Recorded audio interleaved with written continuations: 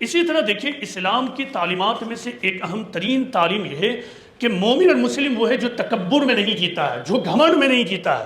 مومن اور تکبر دونوں دو رخ ہیں، جہاں گھمنڈ اور تکبر ہے وہاں اسلام کبھی نہیں آ سکتا ہے۔ لہٰذا مشہور حدیث رسول ہے کہ اللہ تعالیٰ یہ فرماتے ہیں کہ کبر میری چادر ہے اور عظمت میری ازار ہے۔ یہ اللہ تعالیٰ صاف لفظوں میں کہہ رہا ہے کہ کبر میری چادر ہے اور عظمت میری ازار ہے، لہٰذا ان کے درمیان میں سے کوئی بھی شخص مجھ سے نزاع کرے گا تو میں اس کو جہنم کی آگ میں ٹھیل دوں گا۔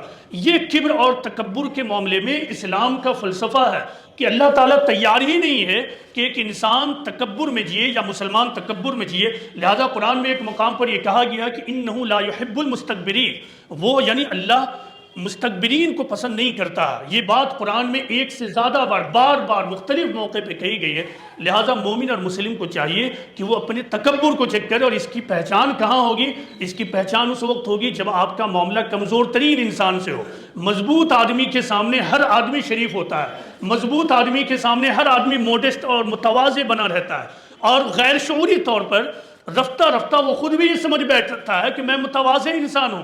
اس کو چیک کرنا ہے، اگر وہ خود بھی اپنے بارے میں بہت باشعور ہے کہ مجھے اپنی اصلاح کرنی ہے تو وہ اپنے معاملات کمزور ترین انسان سے کرے۔ اس وقت وہ اپنا اندازہ لے کہ کمزور ترین انسان سے گفتگو کرتے وقت، معاملات کرتے وقت میں کیسا رویہ اختیار کرتا ہوں۔ یا پھر ایک موقع پر ایک مضبوط آدمی نے میرے سامنے ایک جملہ کہا، میں نے خاموشی اختیار کی، لیکن ایک کمزور آدمی نے میرے سامنے جملہ استعمال کیا تو میں نے فوراً اپنے کف کو چڑھایا، اچھا تمہاری یہ اوقات کہ تم یہ بولتے ہو، تم کون ہوتے ہو؟ یہیں پہ چیک ہوتا ہے کہ آپ کے اندر تکبر ہے یا نہیں۔ اگر تکبر ہے تو آپ کے لیے ہمارے لیے جنت نہیں ہے۔